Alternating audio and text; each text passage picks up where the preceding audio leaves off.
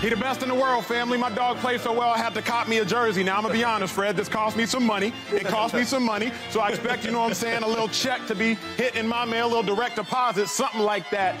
Fred, All-Pro, two-time, Warner. Take me to the pregame, my guy, because you won 42-10. Dominant. It was crazy. What was said before the game? What was said during the week? What was the moment that you knew, oh, this might get ugly versus these Cowboys? Yeah, I mean, leading up to this game, we knew it was going to be a battle, right? I think to say that we didn't think it was going to be a huge game for us just because of how the things ended up afterward now back. We went into this game knowing it was everything, just like every week is everything for us. I think that's what makes us different is every week we prepare as if it's everything. It doesn't matter what the opponent is. It's all about just dominating, right? It's all about imposing our will each and every week.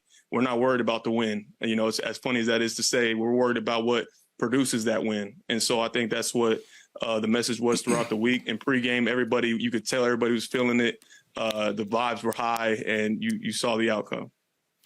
8 tackles, sack, forced fumble, interception in 36 plays.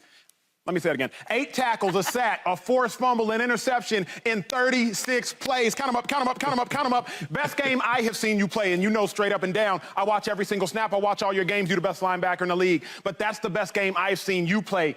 Take me through what was your mentality, because don't talk to me about it was the same. That forced fumble was different. The interception, that's cool. That's the hustle play, phenomenal job. That forced fumble was special. Take me through your mentality specifically going into that game. What was the difference between this game versus the Cowboys and other games you may have played? Be real with your boy.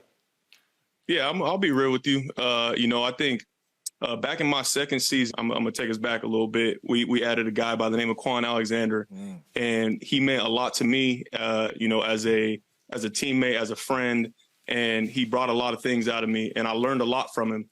When he came onto our team, he started doing this thing where he would carry football around, right? And he carried around on the plane, around the building, carry football around. And I started doing that just like he did. And I stopped doing it a little while ago. I was doing it along with him back when he was here. I stopped doing it. We didn't have any takeaways this past game against the Cardinals. And for whatever reason, I'm like, man, you know what? I need to do something to get this ball back on my mind because it's hovering around me. I'm tipping the ball up to Huff almost every game. I'm like, man, I need to get me one. Right. It's my turn. Right. And so I held that football in my arm all week long, man, around the building, and had it on my mind leading up all the way up until that first snap. And to say that I was thinking about that punch out when I had it on TP, it really wasn't even a thought about it. It was just a reaction. It was an instinct that happened when I got to him. And, if you watch me throughout that entire game, I'm trying to punch a ball out. I'm trying to do whatever I can to help the team win. Fred, I'll be honest, bro. Watching you throughout the course of the first 4 weeks, I was like, Fred don't like interceptions. I didn't want to say it, but I was like, Fred he don't want to catch the ball. James, every time it was here, my dog Fred he was a setter. He was a volleyball setter. I was like, Fred don't like interceptions. I'm glad you got you one, Fred. I'm glad you got you one. Yeah. Fred, we were really looking forward to this game, and you guys delivered. Obviously, it was quite the blowout, quite the beatdown. I'll say it on your behalf because I know you're not going to say that. But afterwards, there's been a little chitter chatter.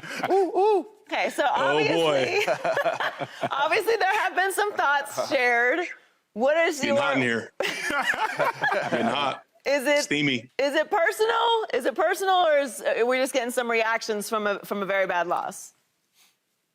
Yeah, I mean, you're getting some reactions, and to be honest, I think this is just what makes the game so fun, and it makes the rivalry of 49ers Cowboys so fun. I don't mind a little trash talk back and forth. I really don't. I think it just makes for good football, good TV, honestly. Because at the end of the day, I guarantee you, if we played them again, not to say what would happen in the game, I'm talking about post game. Each of us would walk up to one another. We would, we'd shake hands, dap each other up, to talk about how much respect we have for one another, and it'd be over with. You know what I'm saying? So this just makes for good TV. That's all it is. Can it be a rivalry if you always win? No. Who said no? I'll answer for you. No. Oh, no. Hey, I mean, I guess I ain't got to say much then. You kind of said it. I'm not going to say nothing. All right. So I was one of the only ones up here that picked the Cowboys to beat y'all. The only one for clarity. Well, He wasn't one of the only ones. I He was the only the- one up here to pick the Cowboys to beat you guys, rocking with Dak Prescott.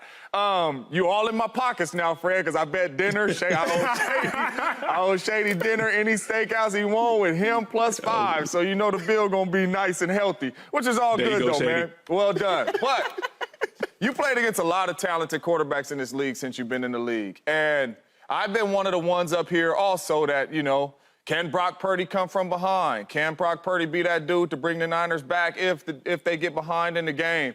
Just talk to us about Brock Purdy and what makes him so special and kind of comparing him to some of these other great quarterbacks that you played against. Question.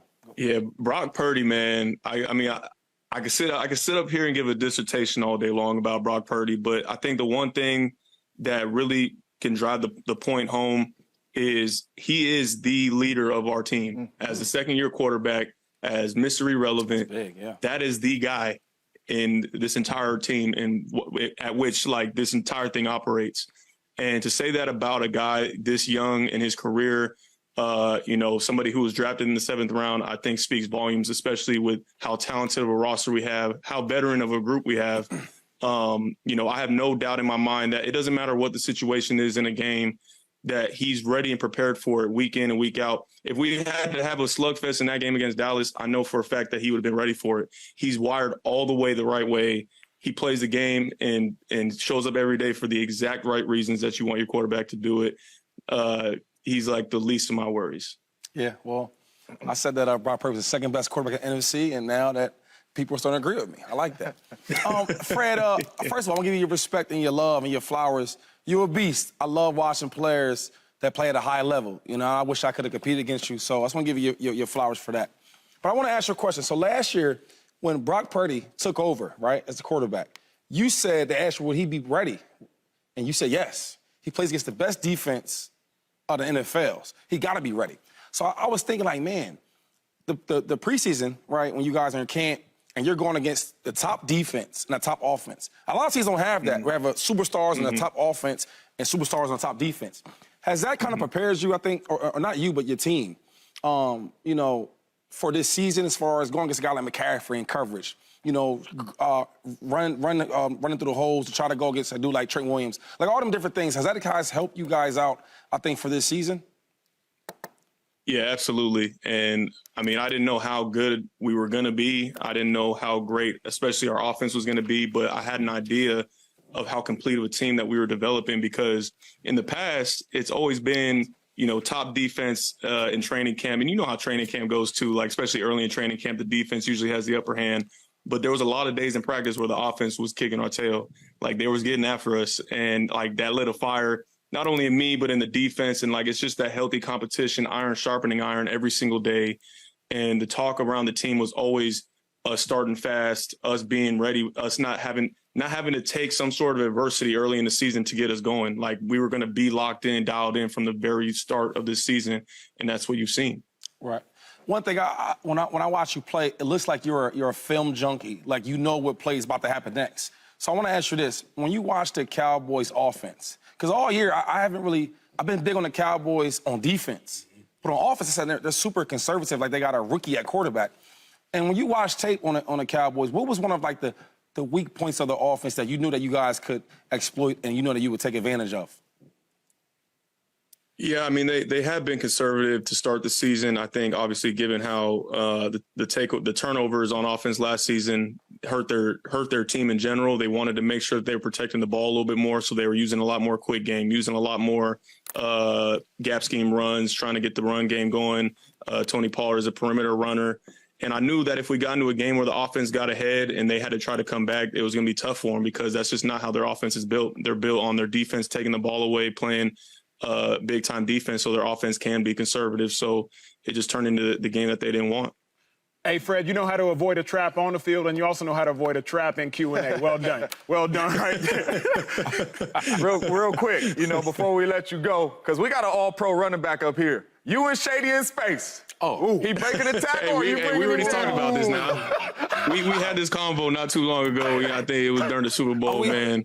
and what was the answer? I'm taking me. I'm Shady. I'm sorry, dog. And it's all love. Shady, look, Shady, you are all pro. You one of the best to ever do it, dog. Man, I talked about that ball security. If we talking about punch outs, I think I'm getting that out on you, man. I'm sorry. we saying getting it out, I would say this. You know too. what? Getting it out on You would be a tough matchup.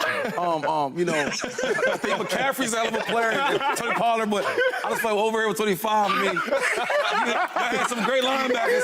out there, 25. and they can tell you that it wasn't easy.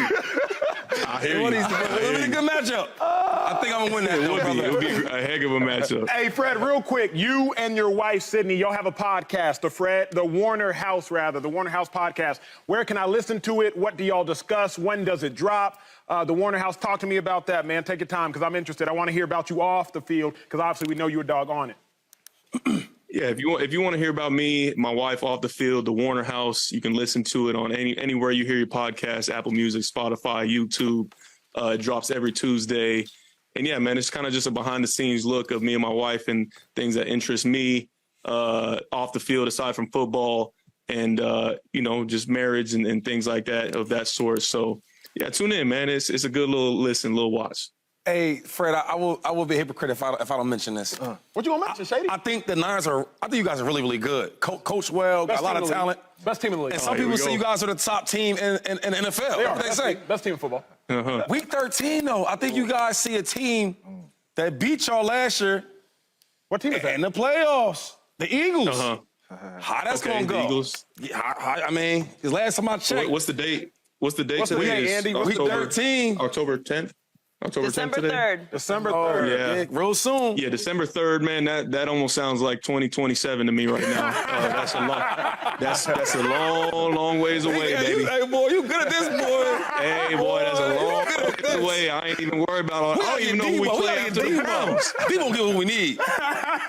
Yeah, Debo coming out here talking all that mess. No, I can't do it. Not me. I'm messing with you. Hey, Fred, you're the best in the league. Stay healthy. Congrats on a Yes, great win, yes. but more importantly, congrats on future wins. Go out there, keep winning, do your thing. You already know we show love on this show, and we'll have you on again later, big dog.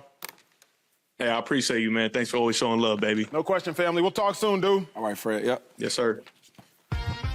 I love the shirt. Subscribe here to get the latest from Speak and go watch a few segments from our other shows on FS1.